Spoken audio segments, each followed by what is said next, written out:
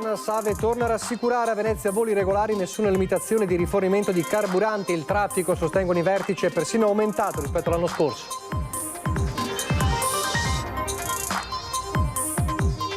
Diciannovenne trevigiana accerchiata e aggredita da un gruppo di ragazzi nel parcheggio della discoteca Aria di Mestre perché trans. La giovane filma la violenza e denuncia le forze dell'ordine. Morso da un Rottweiler mentre passeggia a Mestre con i genitori, fuori pericolo il bambino di 7 anni azzannato, denunciato il padrone 17enne di origine straniera.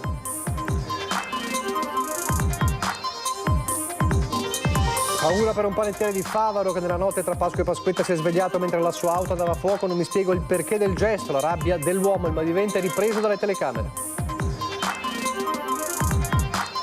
Sarà dedicato a Salute Natura e Blue Economy il Summit del Mare 2026 della Costa Veneta, in programma a Rosolina.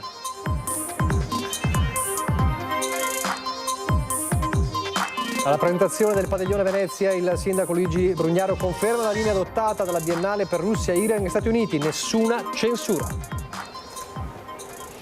Telespettatori di Antenna 3, buonasera e ben ritrovati. Il telegiornale di Venezia e dunque c'è la tensione internazionale in primo piano e i suoi effetti ovviamente non solo militari ma anche economici a nord-est. Abbiamo raccontato nel telegiornale del Veneto le parole del ministro della difesa Guido Crosetto per quanto riguarda anche la base a nord-est, la base di Aviano in particolare. Tutto questo mentre si attende con il fiato sospeso la fine dell'ultimatum lanciato da Trump all'Iran, ultimatum che scade alle 20 ore di Washington, alle 2 di notte ora italiana. Le parole di Trump pesantissime di queste ore: stanotte un'intera civiltà morirà. La Casa Bianca però si affretta a sottolineare: non useremo armi nucleari. Lo spettro, la situazione è davvero sconvolgente, comunque è davvero drammatica e problematica. E poi lo sappiamo, c'è lo spettro dall'altra parte dal punto di vista economico del lockdown energetico, questo molto concreto, e tra i vari scenari c'è anche ovviamente una limitazione nell'uso, ad esempio, ma non è solo l'unico mezzo, dell'uso dell'automobile. Allora abbiamo scelto l'uso dell'automobile come soggetto del nostro sondaggio di questa sera. Razionamenti: saremo costretti a lasciare l'auto in garage? Si parla di tappe alterne, si parla di un utilizzo minore ovviamente dell'automobile. Sì 0422 162 6691, no 0422 162 6690, queste le due opzioni. Telefonata come sempre gratuita e continuate, lo state già facendo, a dire la vostra anche nelle successive edizioni dei telegiornali e nella prima parte di Ring con il nostro Ferdinando Avarino, e poi vedremo quale sarà la vostra opinione su questa situazione che, lo sapete, riguarda anche gli aeroporti, riguarda gli aerei. C'è chi sventola anche lo spettro di aerei a terra da maggio, ma da sabato, da quando si è cominciato a parlare di razionamento dei carburanti negli aeroporti, fin da subito Save ha cercato di tranquillizzare per quanto riguarda la situazione negli aeroporti, ad esempio di Venezia e di Treviso, ed è un punto fermo anche oggi da parte di Save che fa il punto sull'oggi. E allora vediamo com'è la situazione. Problemi di carburante all'aeroporto di Venezia non ne abbiamo e riteniamo che se la situazione rimane immutata continueranno a non esserci. Certo, la tensione rimane alta, ma le limitazioni di approvvigionamento di carburante negli aeroporti di Venezia e Treviso, oltre che di Milano Linate e Bologna, annunciate sabato come conseguenza della guerra in Iran dalla RBP Italia, che fa capo alla multinazionale energetica britannica, leader mondiale nel settore petrolifero, non hanno avuto alcun impatto sull'operatività degli scali.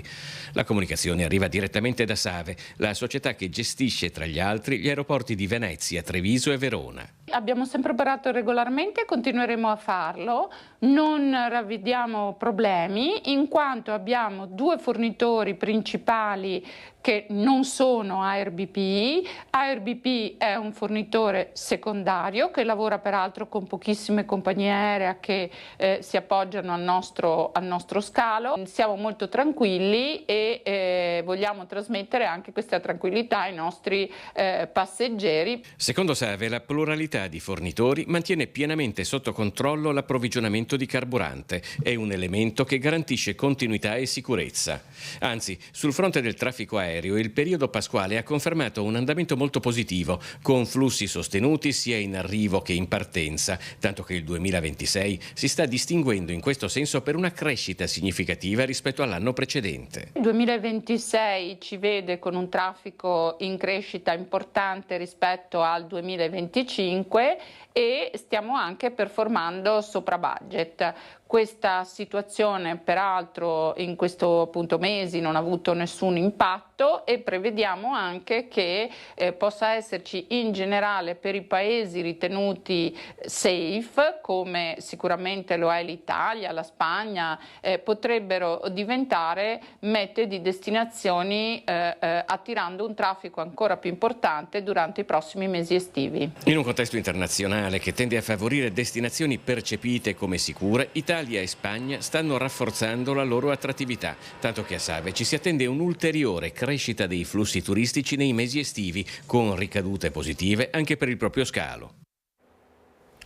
La cronaca adesso, la caccia agli aggressori della 19enne che è stata colpita perché trans.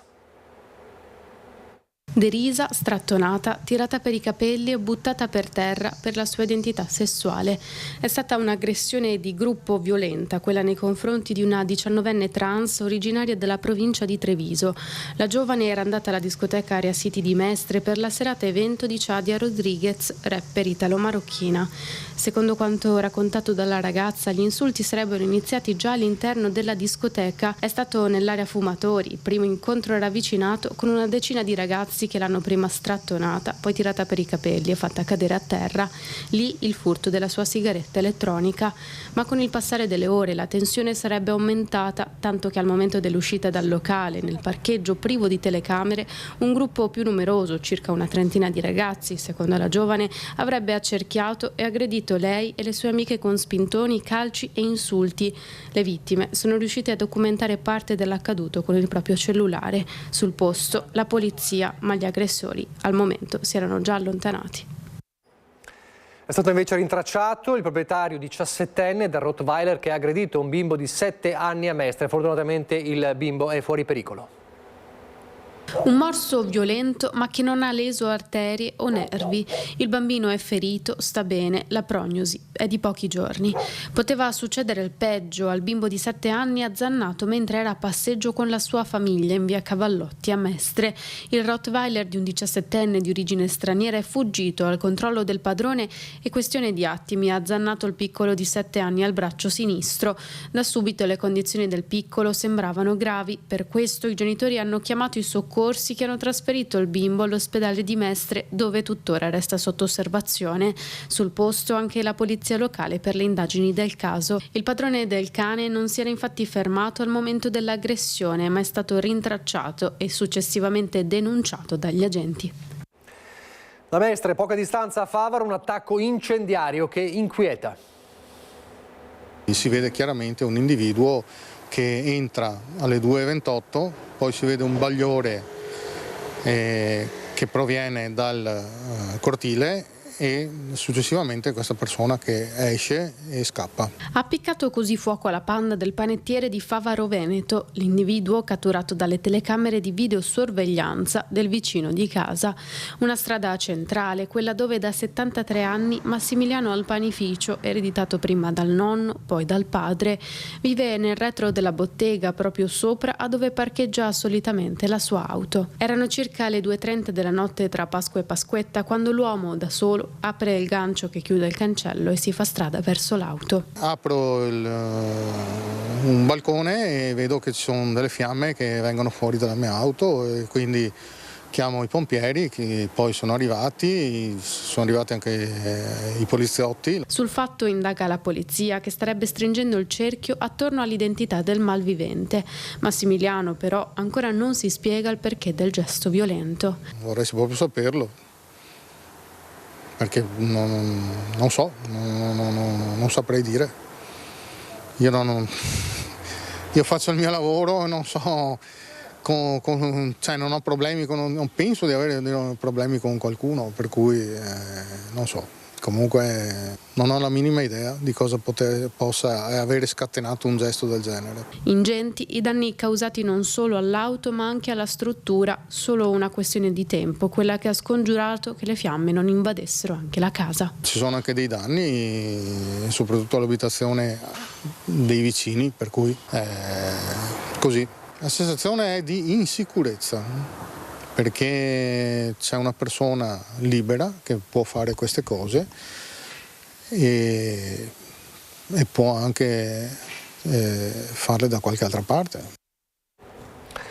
Nel Comunale di Venezia la presentazione della lista di Fratelli d'Italia, quindi siamo nel centrodestra. Ci saranno cittadini stranieri di varie etnie, e quindi che peraltro sono presenti nella nostra città da tantissimi anni, che operano nella nostra città, sono conosciuti, riconosciuti, riconoscibili e quindi sui quali contiamo di avere anche tanti consensi. Nella lista di Fratelli d'Italia alle prossime elezioni comunali di Venezia saranno candidati diversi stranieri, ma non Prince Aulader, portavoce della comunità bengalese che sostiene il progetto di costruzione della moschea di Via Giustizia a Mestre. Un progetto entrato in conflitto in particolare con la Lega, ma che evidentemente ha avuto anche conseguenze nella compilazione delle liste di Fratelli d'Italia. Noi la lista l'abbiamo costruita cercando ovviamente di rappresentare i tanti territori del comune di Venezia. Tra i candidati ci sarà Giuseppe Grassi, direttore di cardiologia all'ospedale San Giovanni e Paolo di Venezia e attivo nel volontariato come direttore sanitario dell'ambulatorio di prossimità della Caritas.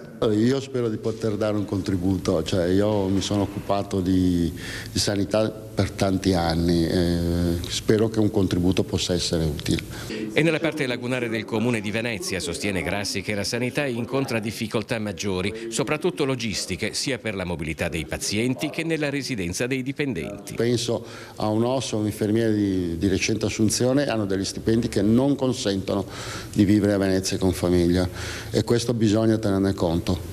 E anche a valle di questo che riconoscere la zona disagiata può dare un qualche contributo. Potremmo anche trovare un'interlocuzione più efficace, magari con l'Ater, con Insula, per comprendere se una fetta, una parte di quello che è il patrimonio di edilizia residenziale pubblica possa essere destinato all'uso da parte di sanitari. Quali saranno i temi sul piatto del Summit del Mare 2026? Lo vediamo nel prossimo servizio. Costa Veneta punta a dettare delle politiche turistiche all'avanguardia e sicuramente pensare al benessere declinato a 360 gradi o almeno in 8 tavoli. Gli 8 tavoli sono quelli tematici dell'edizione 2006 del Summit del Mare a Rosolina. Il tema centrale è salute, natura e blue economy, il nuovo orizzonte della costa veneta. Il litorale non solo come destinazione turistica, ma come sistema integrato che genera valore sociale, ambientale ed economico sull'idea di salute blu, quando la vicinanza all'acqua è in grado di generare benefici fisiologici e psicologici come un'infrastruttura sanitaria naturale, un distretto del benessere. Sarà un'analisi, un approfondimento importante dove dalla urbanistica dei nostri paesi al food e proprio il wellness stesso la farà da padrona, analizzando sia il star bene dei nostri concittadini ma anche dei turisti che raggiungono le nostre mete. Il Summit del Mare è ormai un laboratorio permanente di progettazione partecipata che coinvolge amministratori pubblici, imprese, operatori e cittadini di un territorio che con oltre 25 milioni di presenze all'anno rappresenta il principale polo turistico italiano. Una conferenza del litorale che guarda da San Michele al Tagliamento e quindi dalla provincia di Venezia fino all'estremo della provincia di Rovigo, che rappresenta un'eccellenza in termini dell'Alto Adriatico ma soprattutto un'eccellenza di collaborazione tra enti. La volontà condivisa è che questa sorta di stabilimento rigenerativo diventi una risorsa accessibile tutto l'anno, un distretto del benessere del Mediterraneo dove la crescita economica va di pari passo con la cura della persona e del territorio. Pensare al benessere delle nostre comunità ma anche dei nostri turisti, all'effetto che il mare, che lo sport, che il cibo ha nella nostra giornata e nelle nostre vacanze diventa prioritario.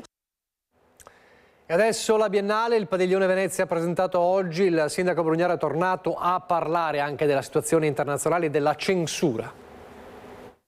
Manca un mese alla preapertura della 61esima esposizione internazionale d'arte della Biennale di Venezia. Alla presentazione del padiglione Venezia a Ca' Farsetti, che sarà aperto ai giardini, uno spazio dedicato ai giovani e alla libertà, inevitabile chiedere al sindaco di Venezia Luigi Brugnaro, che è anche vicepresidente della Fondazione Biennale di Venezia, se ci siano novità sul caso Russia. La posizione della Biennale e della città non cambia. Pieno sostegno alla decisione del presidente Pietrangelo Buttafuoco. Io ho appoggiato assolutamente, ne sono ancora più convinto oggi, la scelta del presidente della Biennale Buttafuoco di aprire anche il padiglione russo, come è aperto quello israeliano, come è aperto quello americano, e ogni Stato deciderà un po' come fare.